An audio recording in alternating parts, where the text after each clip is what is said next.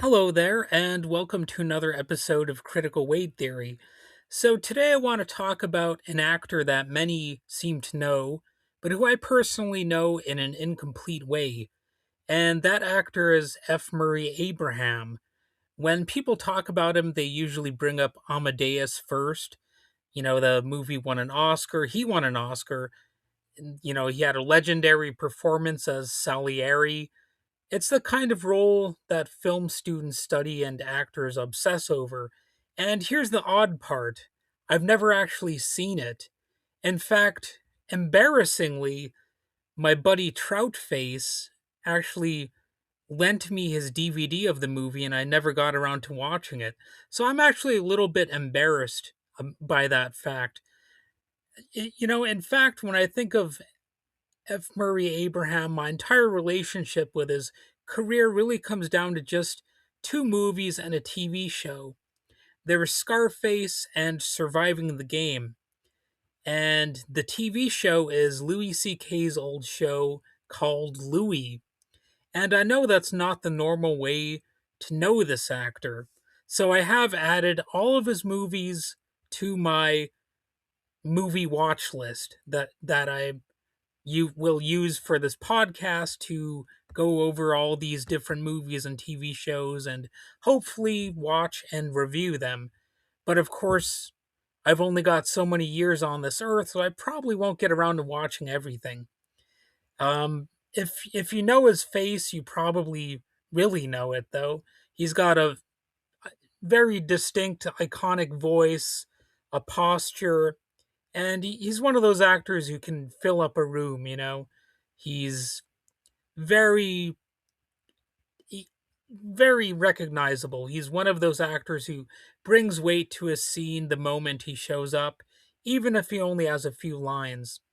He was born on October 24, 1939 in Pittsburgh, Pennsylvania, the son of Farid Fred Abraham, and there's been some confusion over the years about his name.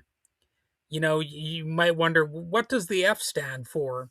So you'll sometimes see this actor's name written as Farid Murray Abraham too, but that appears to have more of a stage name aspect to it that he borrowed from his father's name. I don't think it's actually his full legal name. So there's a little bit of a correction there in case you were curious, and you might be incorrect. As far as I know, his that the F in front of his name is just there for show, basically. He trained seriously as an actor, studying at the University of Texas at El Paso and later at the Actors Studio in New York. I think I pronounced El Paso weird there. I don't know. I sometimes do that. But theater was his foundation, and by all accounts, it shows in everything that he does. I say by all accounts because most of what comes, to mind is his reputation, not firsthand experience. I know the outline of his career. I know the highlights. I just haven't lived in them as a viewer really that much. But I've added every film and TV show he's been in to my watch list, so I will be getting around to some of that stuff if I have a chance. And what I have seen is Scarface from 1983. Abraham plays a character named Omar Suarez, one of the early players in Tony Montana's Rise. It's not a huge role, but it's an important one, and it ends badly for him. He comes across as calm, professional, and completely outmatched by the chaos he's helping to unleash. Even in that limited screen time, you remember him. I almost said the word scream there. In fact, I'm jumbling my words up. I know this is a very professionally done podcast. And then there's Surviving the Game from 1994, which has a sadly low Rotten Tomatoes score. But believe me, it's actually a good movie. Go ahead and check it out if you haven't. It's honestly the movie that I associate with him the most. That alone feels a little embarrassing to admit, even though I do love this movie. but it's not his most celebrated or known role. But Mur- Murray Abraham stars alongside Ice T, Rutger Hauer, Gary Busey, Charles S. Dutton, John C. McGinley, and William McNamara in Surviving the Game. And I just want to say that if you ever want to see William McNamara in a great role aside from this movie, you should check out Copycat, which has Sigourney Weaver, where he plays a serial killer who's just a very depraved individual, as you might imagine, but it has that weird twist of him being a copycat killer. And that's a very well done movie too. You should check out as a little bit of an aside. But Surviving the Game is a survival thriller where a group of wealthy men hunt a homeless man for sport. Abraham plays one of those men, and he's chilling in it. It's not his most famous role, like I said, but it's a perfect example of what he does well. There's like an educated cruelty, a calm menace. He's the kind of villain who thinks he's justified. So that's why I like that movie and that character, because all of the characters in their own way, they feel like they're justified in hunting this homeless man. And it really it's both a disgusting type of story, but also like the movie's done in a way where you could oddly understand why they're doing it, which I think might be why the movie has a low score, because it's too unsettling for, I guess, good people with a conscience. They might not like how the movie conveys the story with the moral depravity paired with these people who just feel like it's right what they're doing in some way. And that's one of the reasons I actually like the movie. I like movies that really kind of make you feel a little bit unsettled. It's on an unconventional story for sure. And Ice T does a great job in the role as the homeless man. So if you ever wonder if Ice T has acting chops, I would dare to encourage people to check this movie out to assess his abilities as an actor. And you know, he does a great job in this role. You know, uh, of course, F. Murray Abraham really helps make the movie too.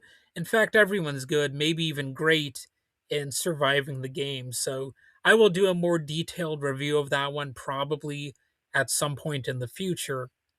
So when people talk about F. Murray Abraham as this towering, refined, classically trained actor, I believe them because I've caught glimpses of it. I just haven't done the homework yet. I know he won the Academy Award for Amadeus in 1984 for playing Antonio Salieri, a role defined by jealousy, faith, and self loathing.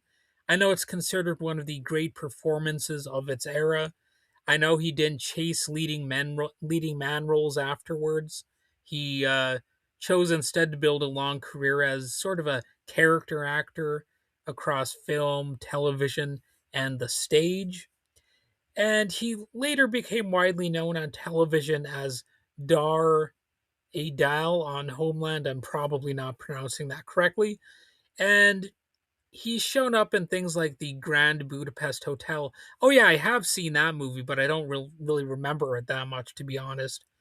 And, he's been in The White Lotus, Mythic Quest, and Moon Knight, where he voices a character or voiced a character named Khonshu. So I think that Moon Knight is no longer. I think it was just a mini series for all I know. Um, I know all of that the way you know facts about a city you've never visited, that sort of thing. So what's strange is that even with such a limited sample size, I still feel like I understand his type of performance. He has authority, intelligence, and men who think they're right even when they're clearly not, men who carry their arrogance in sort of a quiet manner. That's sort of the actor, that he seems to be a lot of the time those are the sorts of roles that he seems to get. And maybe that says something about how strong his screen presence is, that I'm already pretty well familiar with the tone of a lot of his performances. Or maybe it just says I really need to watch Amadeus already so I can better, associate the actor with more complexity than just what I've known him to do. So either way, it feels odd to talk about an actor with this range and history when my personal experience and my reference points are Scarface and Surviving the Game. But at the same time, those two roles were enough to make him stick in my mind for actually decades after the fact. And that probably counts for something. Anyway, I hope you enjoyed this episode. I know I messed up speaking a number of times, but I don't like doing edits here. I like to keep it raw, and unfiltered to a degree, I guess.